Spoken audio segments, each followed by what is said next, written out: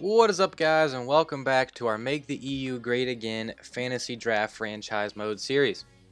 In the last one, we somehow beat the Vancouver Canucks in 6 games, and that was pretty shocking. They were one of the best teams in the league this season. They barely lost out the division title to the even better San Jose Sharks, who are also upset by the Edmonton Oilers. So, pretty fortunate that we first of all won that first series, and secondly, we don't have to play the San Jose Sharks in the second series. We are playing the Edmonton Oilers instead. So you see the Sharks finished second, and then the Canucks finished fourth, but they are both out. And then we finished ninth, and we are playing the 15th place Edmonton Oilers here in the second round. So pretty fortunate turn of events there following that first round performance. And I'm excited. We have a chance to make the conference finals here in year 3. And I feel like we have a good chance at doing so. So we're just going to get right into the series. We'll take a look at the Edmonton Oilers lineup. They finished with 2 less points than us on this season, so we do have home ice advantage. And looking at those ratings, offense and defense were the same. And then goaltending, we had a 1-point advantage. So these teams seem to be pretty even in terms of talent. There's our lines, no changes since the last video. Let's take a look at the Oilers lines, and here is their team. So they got a pretty damn good top line with Marchand, Kuznetsov, and Kucherov. In high 80s, low 90s players. Let's see how many games they played really quick. Go to their goaltender. In the net, they have Evan Fitzpatrick, 86 overall at this point, with Thatcher Demko as the backup. They've played 7 games. Okay, so a decent performance from Fitzpatrick through 7 games, a 920 save and a 238 GAA. Pretty average, nothing spectacular there. So 7 games, they got Marchand with 5, Kuznetsov only 2 points, Kucherov with 5 as well. Minuses there on the first line, so they're not playing too well. Second line, 5, 4, and 5. Those guys are playing much better, and they're all plus players. Third line, 0, 0, and 1. And then fourth line, 4, 6, and 0. So Soderberg and Hinostroza are playing pretty damn well on the fourth line. Third line's pretty much garbage so far. Second line's playing pretty damn good for them. And then the first line, minus players, putting up decent amount of points. But how about Jonathan Marchessault not being protected by Florida for the expansion draft? That's interesting. Looking at their defensive core, they got Jack Johnson paired with Rasmus Ristolainen on the top pairing, Simone Dupre, Ben Hutton, and then Dylan Hetherington and Calvin DeHaan, also not protected by the Islanders, despite the fact that they protected 5 defensemen. Whatever that's about. So they got 4, 6, 1, 1, 2, and 2. So that middle pair, Ben Hutton's a -2, the other guy, Dupre, is a 0. The rest of the guys are pretty much plus players. So the second pairing kind of weak, it looks like, but a decent defensive core overall. And then, yeah, looking at their forwards, fourth line. I mean, these two guys are playing really well, but Cassie and then the third line, not too great either. So their bottom 6 is kind of weak for their forward core. Yeah, that's about it. That's the Edmonton Oilers. That's who we'll be facing. So if we can keep their top line off the board, sort of like the Sharks did in the first round to a certain extent, that'll help us out quite a bit here. And we should be able to do that with Victor Hedman leading our defensive core and probably playing a bunch of minutes against their first line. So let's get right into the simulation here against the Oilers. Game 1 in the Europa building in London. Let's see if we can come out with a win here first period. All right, even first period. Nylander gets the first goal for us. Good to see him getting on the board. Dylan Larkin from the second line there for the Oilers. Second period. All right, so that kind of sucks. Nick Patan got a goal for the Oilers. I believe he was on the second line as well. So 2 second line goals for the Oilers. Shots are 25-25. Pretty good goaltending play for both teams. Let's see if we can pull it out here in this third period. It'd be nice to start off this series with a Game 1 victory. Getting out on top, but we got a ways to go as we do not capitalize on that power play. And then Nikita Kucherov scores for the Oilers, and that'll probably be it for this game. Kucherov from the first line gets a goal, so their top 6, 3 goals, and Anders Lee gets 1. Nylander gets a second goal for us, but Anders Lee gets 1 from their third line. So it's unfortunate that we let their third line get going in this game. But it's good to see Nylander getting 2 goals. But, you know, we're down 1-0 already. Koivu with 2 assists. I got something in my throat. Oh, jeez. Need some water, boys. 1 second. It's like dust gets in your throat, and it's just like you really need to cough so bad. But I don't want to cough on mic, so let's just get right into this game too and forget that it even happened. We really need this win. All 4 road teams won the first game of the second round, so that's interesting.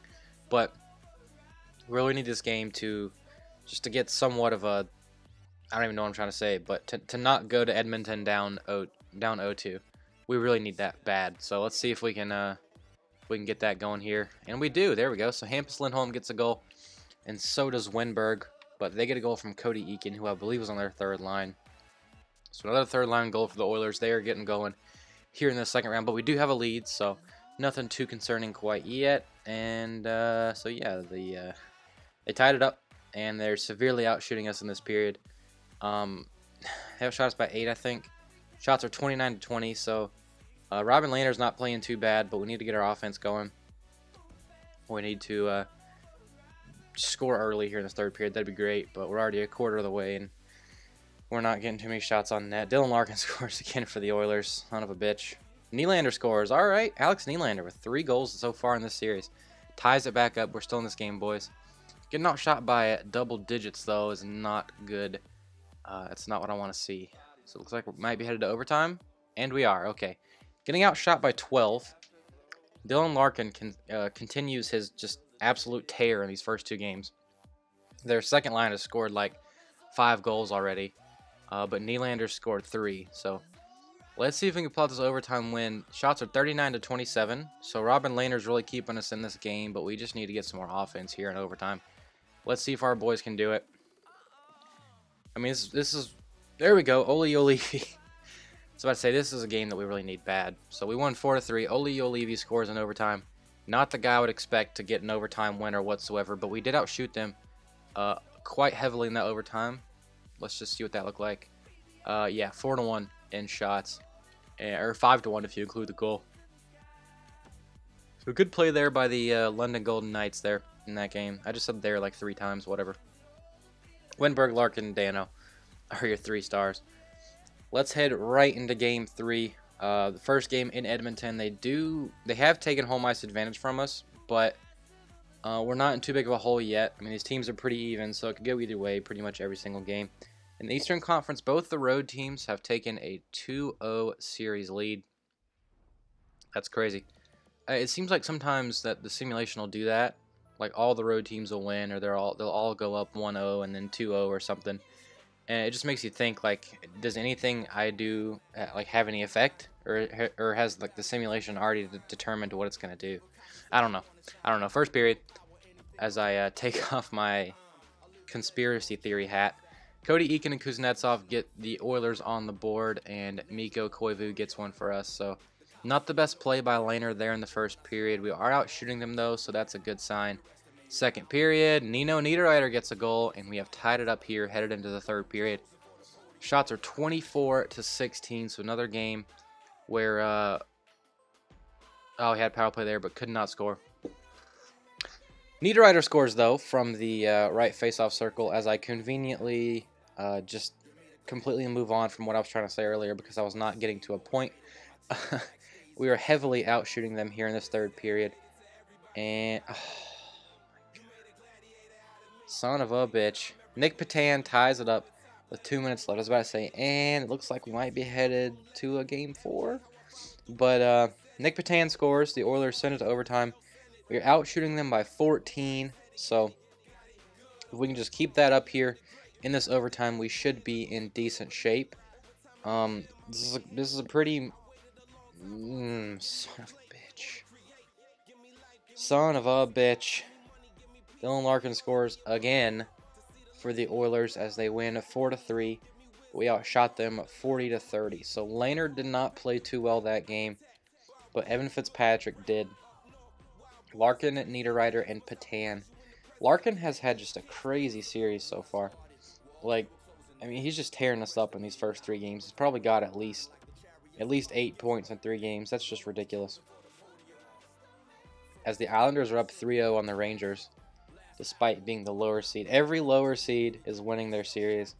So like I was saying, like, does it even matter if I make any line changes or anything, or has the game decided what it's going to do already? I don't know. First period, Rasmus Ristolainen scores for the Oilers from the left half boards. Good job, Robin Lehner, you asshole. Letting in goals from over there. What are you thinking? They are shooting us 11-8, so we're getting beaten every single aspect of the game right now. Let's see if we can turn that around here in the second period. And we can, as we get on the board with Marco Dano, but Kuznetsov answers for the Oilers. We are outshooting them by 1, but they are outscoring us by 1. So at least our offense is getting more shots on net. We just need a little bit better play from Lehner, and we just need to figure out Evan Fitzpatrick here in this third period to see if we can head back to London without it being an elimination game. That'd be pretty good. But it's not looking that way quite yet. Just kidding. Kevin Fiala scores from the right circle. Henrik Samuelsson scores as well from the right circle area. And all of a sudden we have a lead here late in the third. Can we hold on to it? Can Lehner close the door? 3 minutes left, 2 minutes left. Is it going to happen?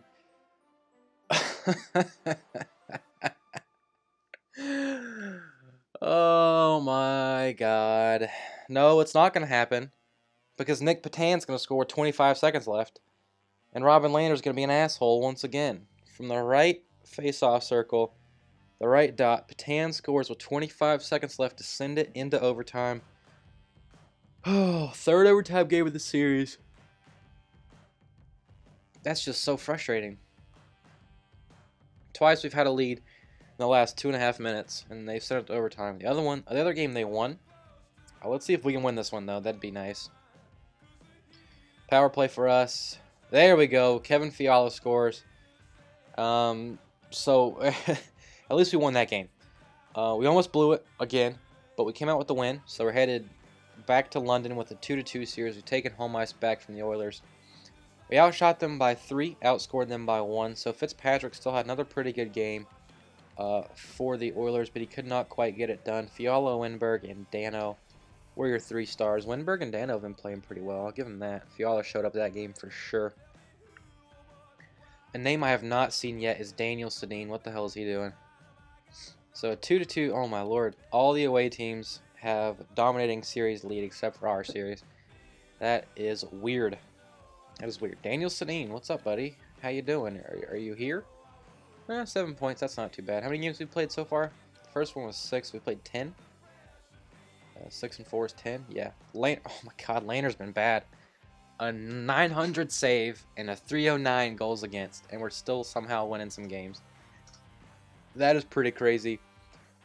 If he were to play better, I mean, we would just be dominating the Oilers right now. I'm willing to say. Let's see how our points are being distributed. My gosh, sorry boys. I just have the yawns. Like, as soon as I started recording this video, they just hit me. Like, I've not been tired at all day. And then as soon as I started recording this, my brain's just like, you know what? You need to yawn.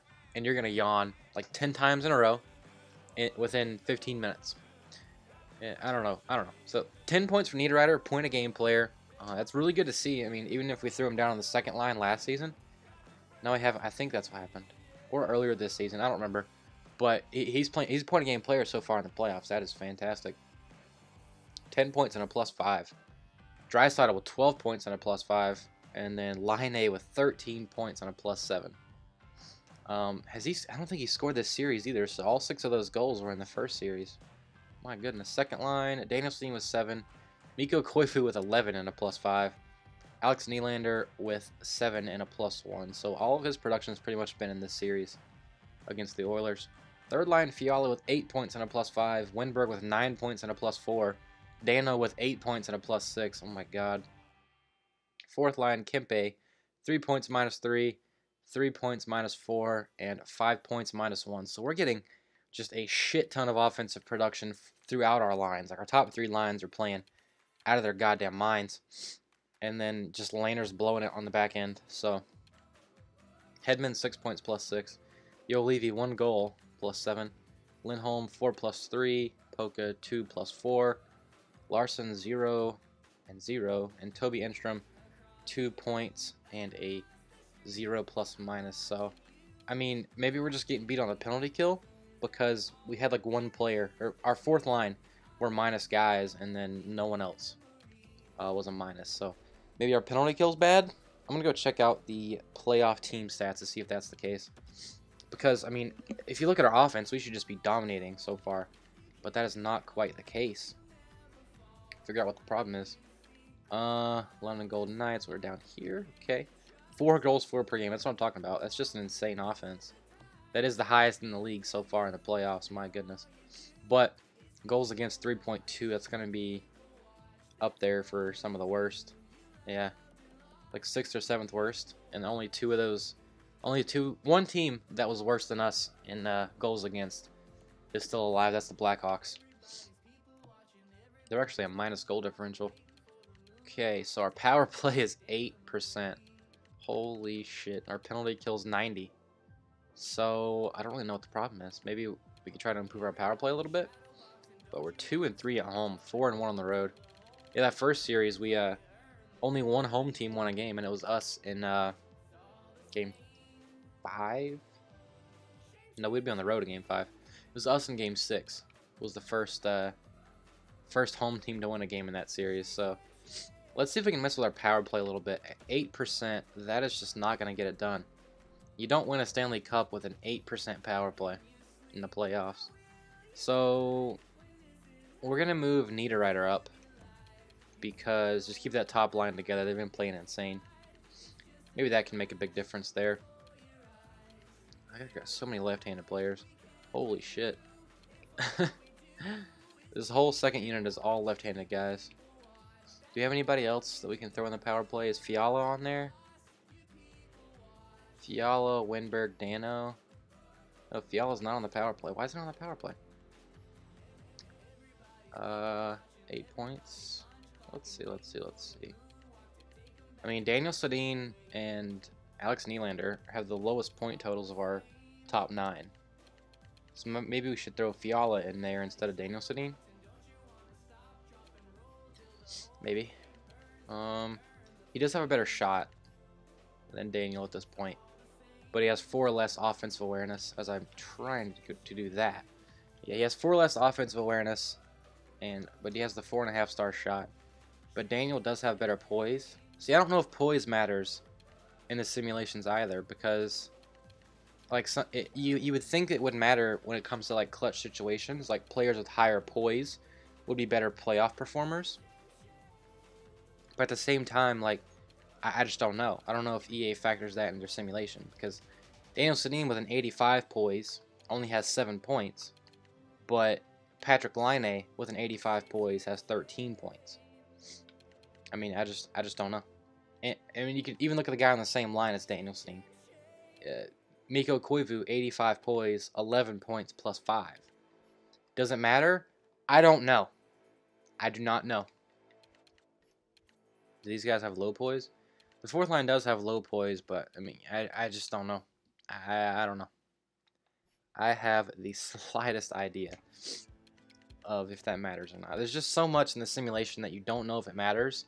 So it's kind of like a guessing game. Like handedness, like Nino Niederreiter, he's a right wing, but he's left-handed. Does that mean if you throw him on the right wing that he's going to be upset that he's offhand? Or if you throw him on the left wing, is he going to be upset because he's playing off position? Or neither? Do either of them matter? I really don't know. I just have no idea. I don't think it does matter. It would probably be affected by their morale if it did. So I'm done rambling. We made a slight power play change. Let's see if that can help our power play a little bit. At 8%, we need some improvement there. But Game 5 back in London. Let's see if we can hold on and take the series lead here. First period. There we go, boys. Nino Niederreiter and Mikko Koivu both get goals from pretty similar spots. Bad goals for Fitzpatrick to give up. 13-7 in shots, 2-0 on goals. Second period. Son of a bitch. Who else? Dylan Larkin scores for the Oilers, and Lee Stempniak Lee fucking Stempniak ties the game in the second period, early in the second period, but no one scores for the rest of the period. So out shooting them by 5. The score is tied. Let's see what happens here in the third period. We have a power play. Okay, so the changes did not work out for that power play. Yep, he scored again. And he scored again too. Yep, that's just great. Those two fuckers have been destroying us this series. Absolutely destroying us as we get a 5-on-3 and cannot convert. Marchessault scores. My God. So, we outshot them by 7, but they outscored us by 3. Robin Lehner did not have a good game. Dylan Larkin did, once again. 3-point night for him, 4 points for Patan, 4 points for Marchessault. And things are not looking good in London, boys. We're headed back to Edmonton, and we need to win the next 2 games.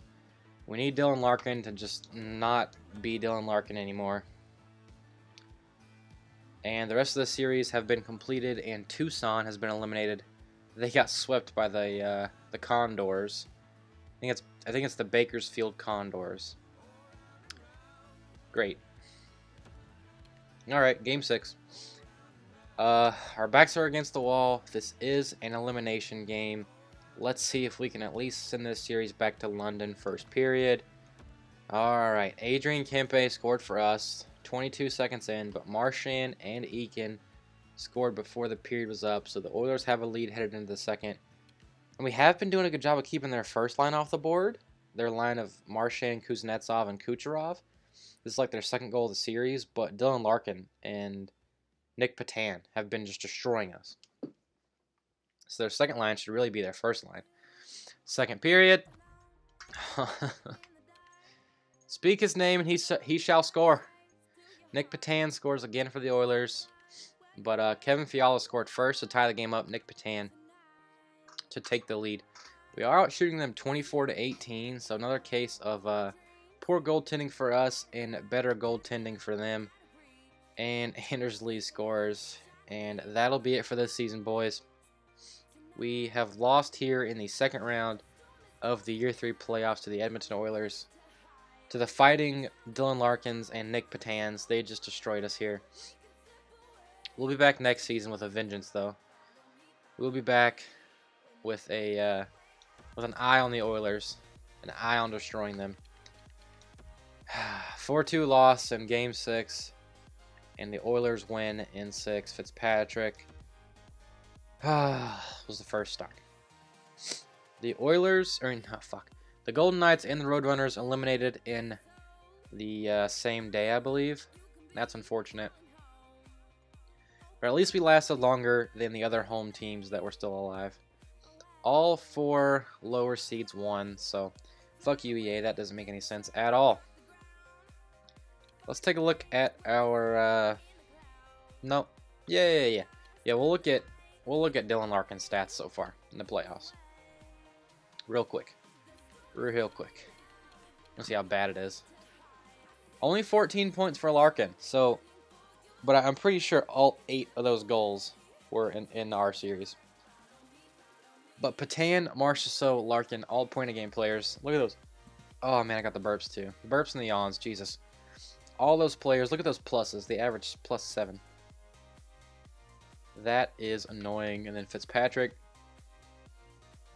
254 and a 921 save. So that's it for this season, boys. Let's look at our stats. So Laine over point a game. Draisaitl, Koivu also point a game, guys. Niederreiter and Winberg both got into double digits. Fiala, Dano at 9, Nylander, Sedin at 8, Puljujarvi at 6, Hedman 6, and then the rest. But Robin Lehner was bad. 324 GAA and a 893 save. And we still got to the second round, and we still won 2 games in the second round despite those goaltending numbers. So all in all, a decent season. It would have been nice to see much better play from Alex Nylander. It would have been nice to advance a little bit further in the playoffs, but our roster is full of mostly young players. So we should be back. We should be back. I'm going to actually take a look at the scouted players before I figure out where to go next. Let's look at scouted players. I completely just... If I'm talking while I'm trying to navigate the menus, it's just a complete failure. Like, I don't know why, but it just is. I will just completely just forget exactly where to go and what to do. So let's take a look at these guys. We need to scout them anymore. I don't think so. I don't think we'll be in the top 5 at all. But this German here, Frank Setzinger. One or the other. He looks to be a pretty decent player. Probably a medium top 6 though. So not too intrigued by him. Gordie Hawley. Not too bad of a guy either. Mikko Kokkonen is probably a pretty low overall player, so not too interested in him. Vyacheslav Kondratayev. He's probably low 70s, high 60s. I'm interested in this Clifford Bois from Great Britain because you don't see very many Great Britain players in the game or in hockey in general, so it'd be interesting to have a guy like that. But if you look at this first round, I mean, most of the players on here are eligible for us to choose, or eligible for us to select in the draft. So look at these guys. Are these guys from Russia? Russian forwards. I might need to go back there. I'll have to be mindful to not pick guys like Wisniewski or Korobov. But I believe... No, I don't know if Ukraine's in the EU. And I don't know what this country is either. But I know Latvia is. So I could pick Vitaly Korostin. Korostin? I don't know. I could pick him. I might want to figure out, look at this guy a little bit more. Owen Tunney from Denmark. He's eligible for us to select. Low backup. He might be medium starter or even like low elite maybe if we're lucky. So I might go check out some more goalies because apparently Robin Lehner is not going to get it done for us. I mean, if he's going to play like that in the playoffs, we're going to need another option for sure. I could also look at Jay Webster. He's in the DEL. So we'll look at the DEL and the... Where is he here? In the SHL for goaltenders. Alright. So let's set that up. I'm going to go ahead and send to the draft in this video. So with the next video, we can just start... We're actually already in the DEL looking at goaltenders. We'll do 3 weeks there. Go ahead and send to the draft in this video. So the next video, we can just start the draft and hopefully get that done fairly quickly. Maybe even do free agency depending on how many players in free agency are available to us. So let's just go ahead and sim to the draft as I'm waiting for this. I really hope the Oilers don't win the Stanley Cup because we should have beat them. We really should have beat them, and if they win it, I mean, it's just some people are fine with their team like losing to the eventual Stanley Cup champion, but for me, in my mind, I'm like, well, if we would have beat them, then we could have been the Stanley Cup champion pretty easily. I mean, I know it's a transitive property, it doesn't quite work out, but that's just my mindset. I mean, some people are like, well, we lost to the best team, so there's that, but yeah, whatever. So the Stars won the Stanley Cup. They beat the Oilers in the conference finals, and then they beat either Boston or New York in the Stanley Cup final. We do not have a lottery pick, but that is all right. We might end up trading for one. Who knows? Let's check out if anybody retired. Daniel Sedin retired. It's about damn time. Didn't play too well for us in the playoffs. Only 8 points in those 12 games. And looking at his season stats, 62 points though on the season was pretty damn good, and a +1. So it kind of sucks that he's leaving, but he's also freeing up $5 million in cap space for us, as he was signed for next season as well. But he is on the way out. Okay. I do not want to update my trade block. Alright, so here we are at the draft. And we're 30 minutes into this video, so I'm just going to call it here. We'll take a look at the trophy winners really quickly. It looks like the Calder went to Evan Fitzpatrick. I think I saw that, if I saw that correctly. But Stars won the Stanley Cup, the Sabres won the President's Trophy, and the Islanders were the team that the Stars beat in the Stanley Cup final. Okay, player awards. Sagan with the Art Ross, Sagan with the Hart. Erik Karlsson on the Leafs won the Norris. I should have said Sagan on the Avalanche. They could use a player like Sagan right now. He also won the Lady Byng. And the Calder, unfortunately, went to Evan Fitzpatrick instead of Alex Nylander. That kind of sucks. Mike Hoffman won the Conn Smythe for the Stars. Braden Holtby won the Vezina for the Blues. Frederik Andersen won the Jennings for the Sabres. Alexiak won the Masterton. Patrice Bergeron won the Selke for the Canucks. I don't think the Canucks would be too happy with Patrice Bergeron being on their team after the 2011 Stanley Cup Final. Sagan also won the Ted Lindsay. And then Jamie Benn on the Sharks won the Rocket Richard. Let's take a quick glance. Oh, so the Tucson Roadrunners won the AHL version of the President's Trophy. That's pretty cool. Also won the regular season trophy for the Western Conference and the Pacific Division. I think it's weird that the AHL gives out all these trophies for division winners and stuff, but the NHL doesn't. So looking at the player awards, this guy's racking them up, my God. Okay. Vidi Vainio. So Carletto did win the Vezina in the AHL. That's pretty cool. And he also won the Jennings of the AHL, the William M. Jennings Trophy. So good shit there from Carletto. Good season for him. Ultimately, disappointment because we did not win the Stanley Cup, but we'll be back next season. We will be improved as well. That'll be it for this video, boys. As always, if you enjoyed, please like and subscribe and comment and share this video. Do all those things. Do them all at once. And the next video, we'll do the draft, and we'll see what sort of deals we can make to improve this team for the future. And I'll see you guys next time.